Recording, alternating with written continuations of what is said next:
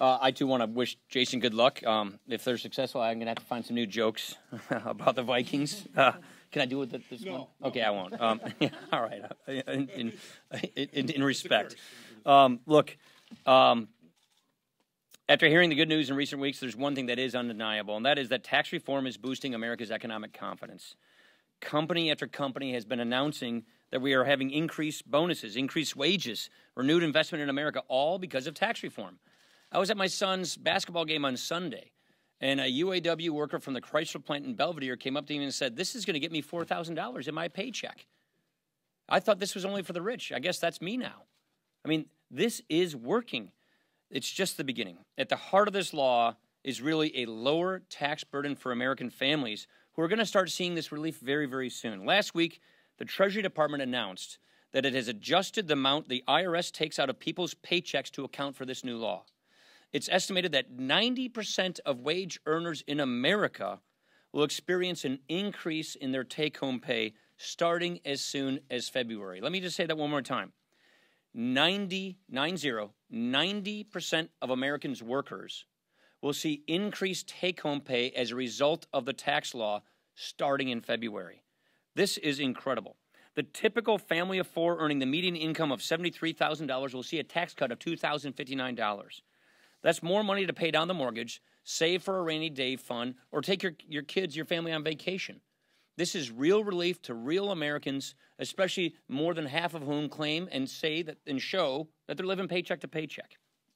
Another huge benefit for American families, it's lower energy costs. Look, where I come from and where Jason comes from, it's pretty cold right now. Your energy costs are very high. And what we're seeing is all of these utility companies are now saying they're passing through the tax savings onto their ratepayers. So if you're low income, if you're living paycheck to paycheck, if you're having a hard time just heating your house, this is real relief that's real tangible. So we're seeing evidence that the tax bill is working in so many ways. Lower energy bills, bigger paychecks, more jobs, more bonuses, maternity leave. This is exactly why we did this, so that we can improve people's lives. There's one more point, and Kevin mentioned this. According to the Pentagon, just last year, we lost more American military members who died in training accidents than we did in combat last year. And we have combat across the globe. These deaths may have been preventable. And it all points back to the deterioration of our readiness and our military resources. Funding for modernizing the Army has been cut in half in just the past 8 years. Navy sailors are putting in 100-hour work weeks, and less than half of their aircraft are capable of flying.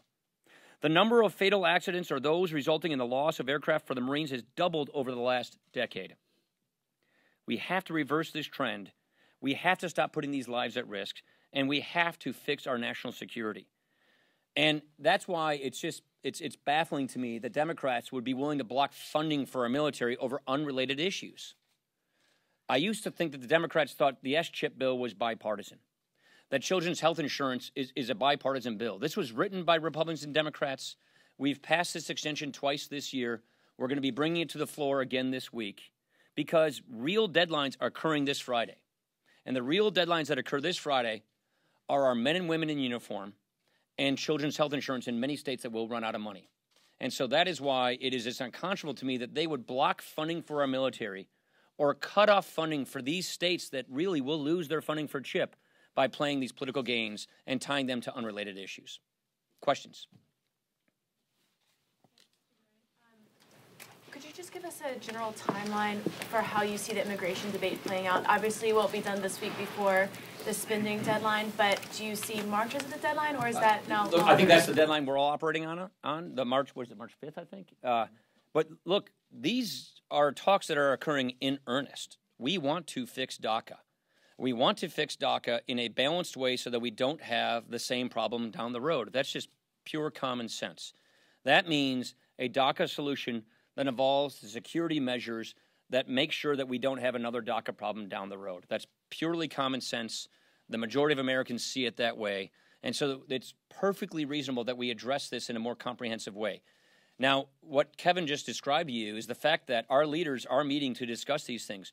Good faith negotiations are underway, and to push that aside and try and jeopardize funding for things like S-chip in our military, to me, makes no sense.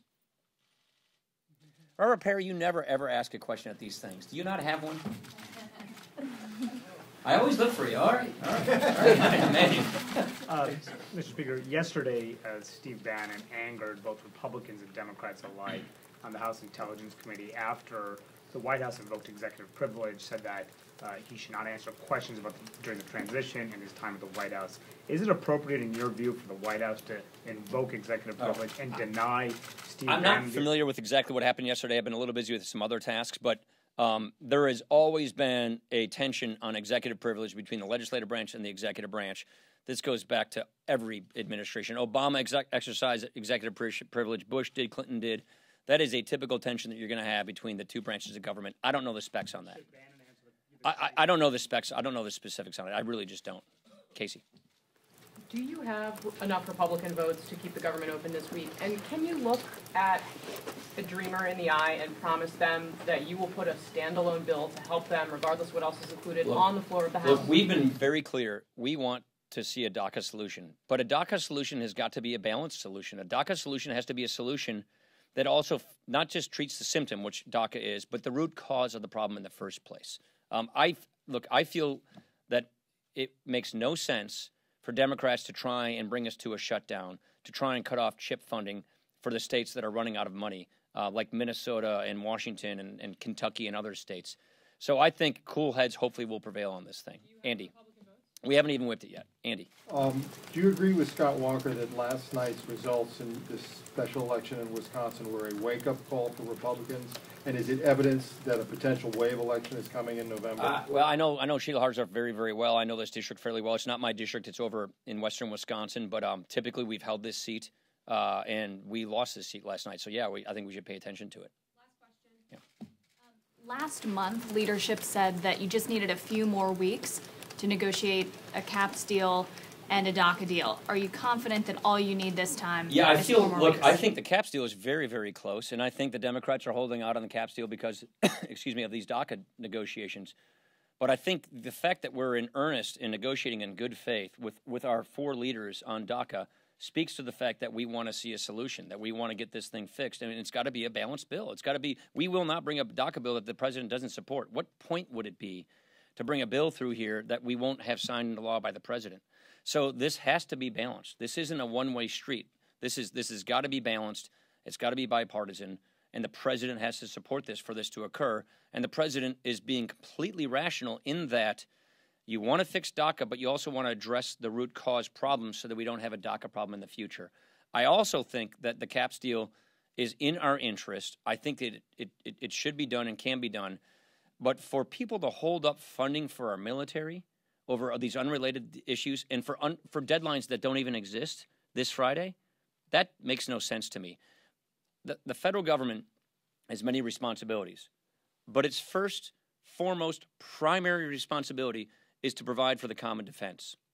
And when you see a situation where more men and women in our military are dying in training accidents than they are in combat, it's a serious situation. And to block funding for our military with a Friday deadline over unrelated issues just makes no sense to me. It's wrong. I'll leave it at that.